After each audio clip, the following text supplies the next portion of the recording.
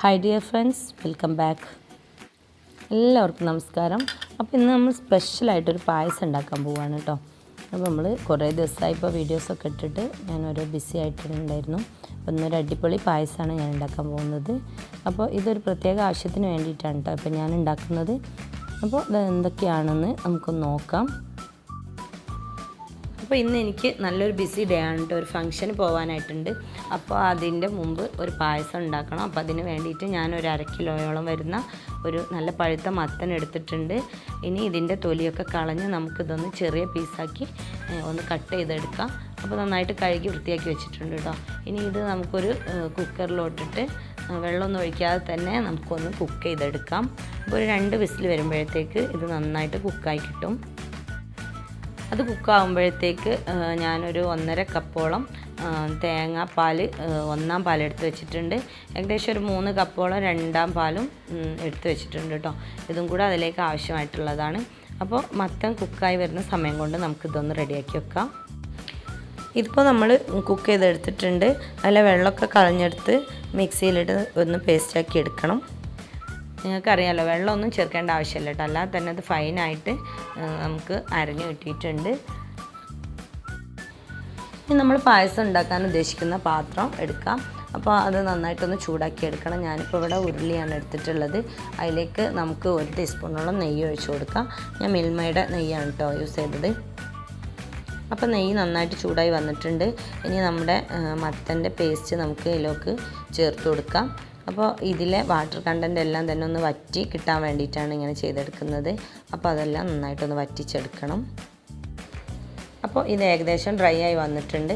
ഇനി നമ്മൾ എടുത്തു വെച്ചിട്ടുള്ള രണ്ടാം പാൽ, ഒരു 3 കപ്പോളം തേങ്ങയുടെ രണ്ടാം പാലാണ് കേട്ടോ ഫസ്റ്റ് നമ്മൾ ഇതിലേക്ക് ഒഴിച്ചു കൊടുക്കുന്നത്. അപ്പോൾ ഇത് ഒന്ന് ഒഴിച്ചതിന് ശേഷം ഇത് നന്നായിട്ടൊന്ന് തിളച്ച് കിട്ടണം.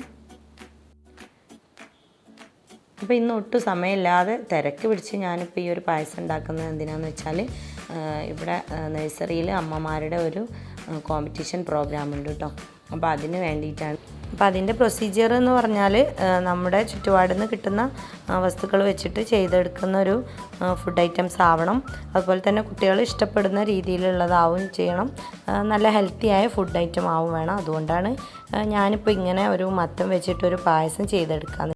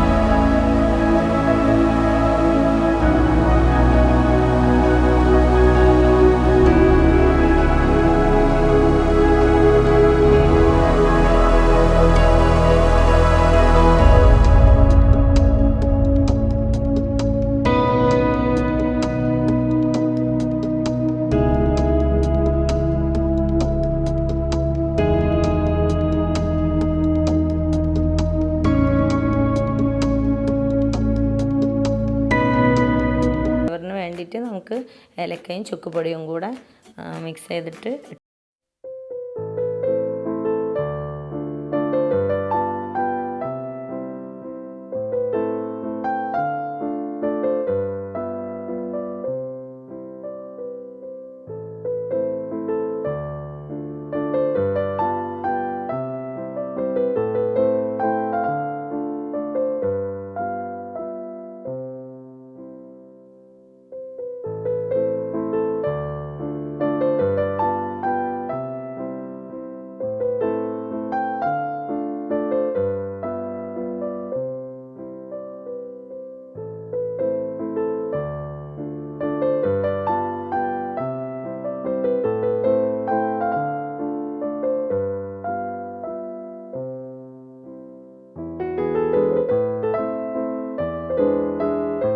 മാറ്റാം. ഞാൻ ഒന്നുകൂടെ ഒന്ന് ഡെക്കറേറ്റ് ചെയ്തെടുക്കുന്നുണ്ട്, ഫോട്ടോക്ക് വേണ്ടിയാണ് കേട്ടോ. അപ്പോൾ നമ്മുടെ ഈ ഹെൽത്തി പായസം എല്ലാവർക്കും ഇഷ്ടമായി എന്ന് വിചാരിക്കുന്നു. ഇഷ്ടമായെങ്കിൽ മറക്കാതെ ലൈക്ക് ചെയ്യുക, ഷെയർ ചെയ്യുക. അതോടൊപ്പം തന്നെ സബ്സ്ക്രൈബ് ചെയ്യാതെ കാണുന്ന കൂട്ടുകാരുണ്ടെങ്കിൽ ഒന്ന് സബ്സ്ക്രൈബ് ചെയ്യുക. എപ്പോഴും പറയുന്ന പോലെ റിവ്യൂസ് അറിയിക്കാൻ മറക്കരുത്. ഇൻഷാ അല്ലാഹ് പുതിയ വീഡിയോയുമായി നമുക്ക് വീണ്ടും കാണാം. Thank you, by.